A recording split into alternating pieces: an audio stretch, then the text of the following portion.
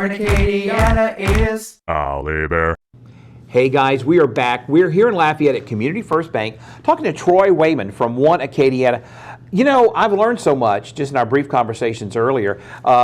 You know, I didn't realize you guys had a policy team that keeps everyone abreast of what's going on in Baton Rouge. Absolutely. We have a very strong policy team. Andre Bro is our Vice President of Policy. Keely McGivney is our Director of Policy Initiatives, and she is the legislative expert extraordinaire. Keely spends most of her time during legislative session in Baton Rouge at the Capitol. She calls me in and calls others in to testify in committees and that sort of thing. Whenever there's legislation pertaining to the business community, you know, that's what we focus on. We're the voice of the business community for the 9 parishes of Acadiana. So we maintain relationships with our entire legislative delegation. We want to make sure that they're informed about what is important to the business community in Acadiana, and we ask our members and investors and partners across the region to help keep us informed, because there may be a piece of legislation that's pertaining to rice farming that we just haven't noticed, we haven't picked up on. So if they let us know about that, we can help track that. We do weekly legislative updates during the session.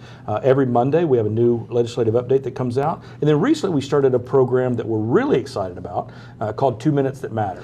Wow. Yeah, so what we do is we put Keely and Andre on camera for 2 minutes. Sometimes it's a little more, sometimes it's a little less.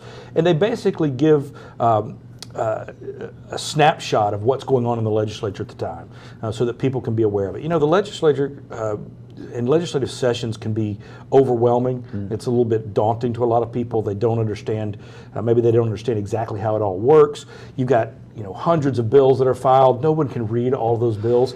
Right. Our policy team does. They read them, they pick what's important to our public policy agenda, what is aligned with that, and they make sure that we're keeping track of those things and we know where they're going.